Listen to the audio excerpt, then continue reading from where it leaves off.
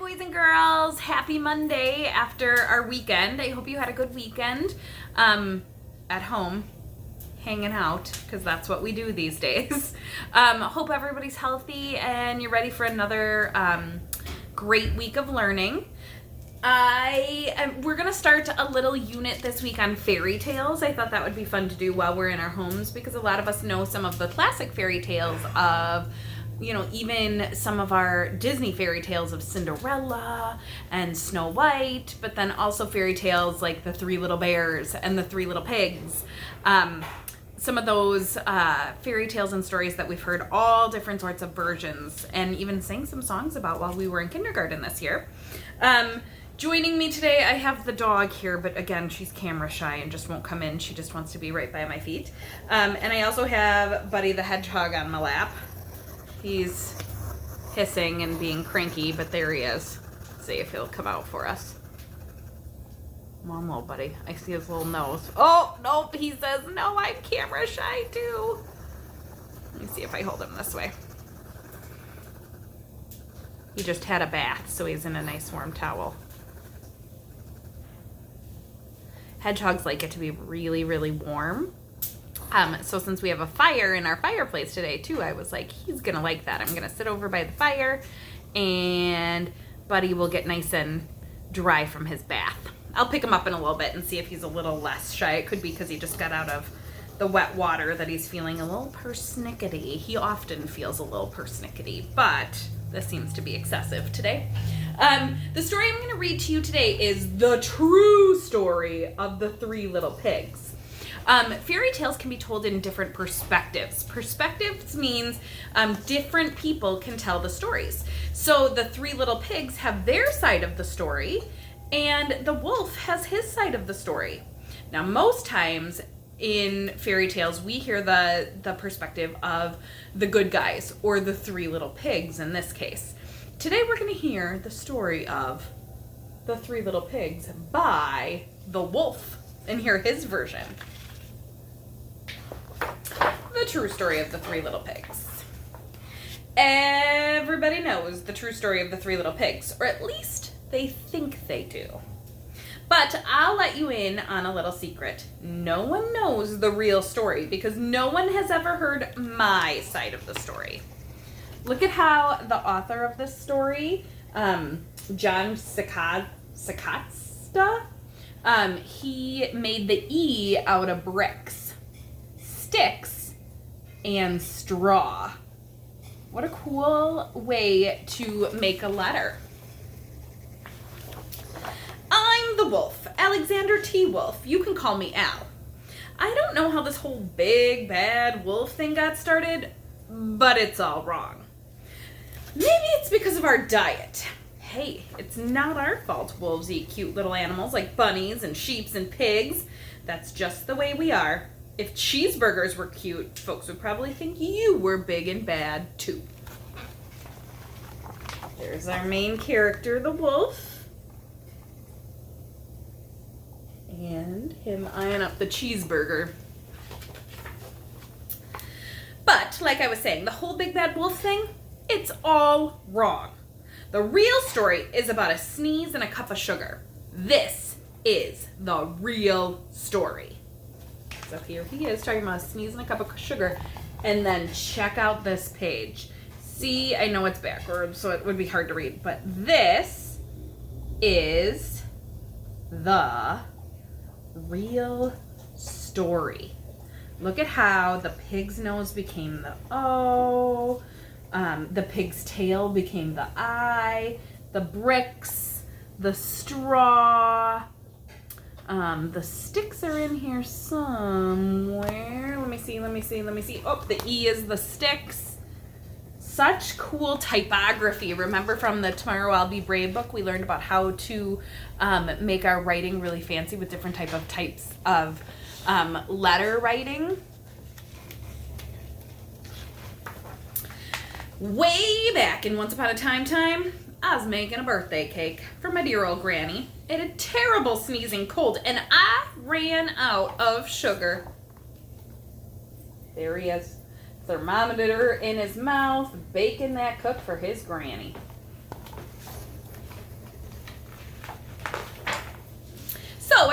the road to ask my neighbor for a cup of sugar. Now this neighbor was a pig, and he wasn't too bright either. He had built his whole house out of straw. Can you believe it? I mean, who in his right mind would build a house out of straw? Oh, look at him with his little cup, walking down the path. Just gonna ask for some sugar. So of course, the minute I knocked on the door, it fell right in. I didn't want to just walk into somebody else's house. So I called, little pig, are you in? No answer. I was just about to go in without my cup of sugar from my dear old granny's birthday cake. That's when my nose started to itch. I felt a sneeze coming on and, well, I huffed and I snuffed.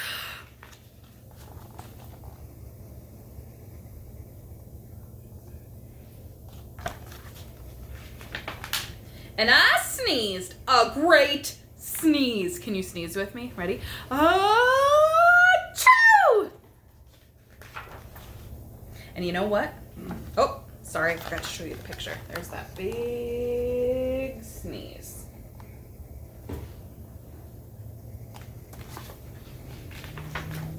And you know what?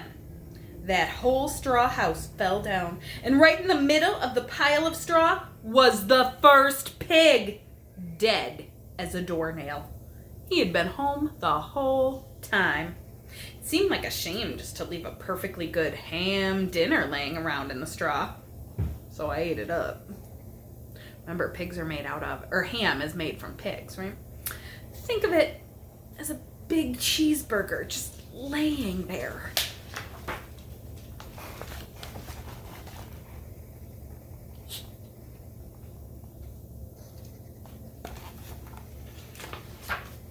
I was feeling a little better, but I still didn't have my cup of sugar. So I went to the next neighbor's house.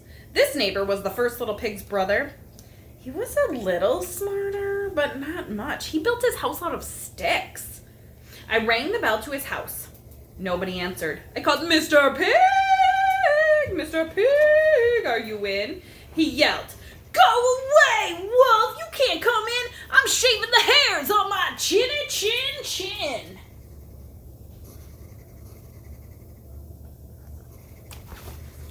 Ruh-roh, he doesn't sound very kind.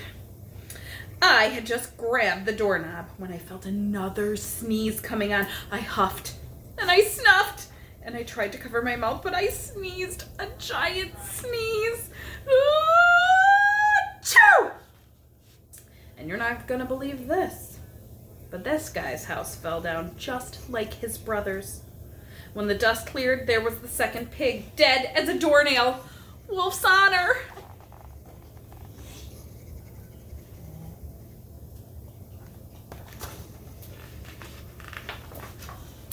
Now, you know, food will spoil if you just leave it out in the open. So I did the only thing there was to do. I had dinner again. Think of it as a second helping.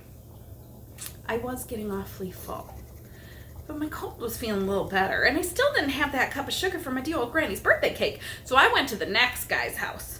This guy was the first and second little pig's brother. He must have been the brains of the family. He built his house out of bricks. I knocked on the brick house. No answer. I called, Mr. Pig, Mr. Pig, are you in? And do you know what that rude little porker said?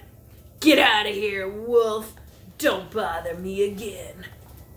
Check out how they wrote the N. Looks like a bunch of little ham sausages all up there.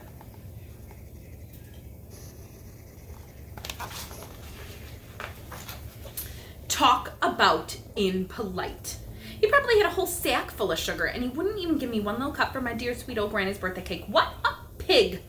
I was just about to go home and maybe make a nice birthday card instead of a cake when I felt my cold coming on. I huffed, and I snuffed, and I sneezed once again. Then that third little pig yelled, and your old granny, she can sit on a pin.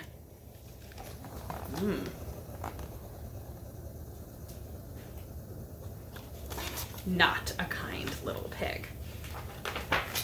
Now, I'm usually a pretty calm fellow. When somebody talks about my granny like that, I go a little crazy. When the cops drove up, of course I was trying to break down the pig's door. And the whole time I was huffing and puffing and sneezing, and I was making a big old scene.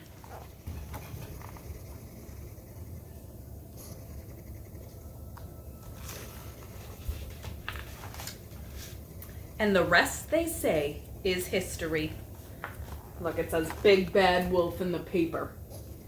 There he is, huffing and puffing. The news reporters found out about the 2 pigs I had for dinner. They figured a sick guy going to borrow a cup of sugar didn't sound very excited. So they jazzed up the whole story with all of that huff and puff and blow your house down. And they made me the Big Bad Wolf. That's it. That's the real story. I was framed.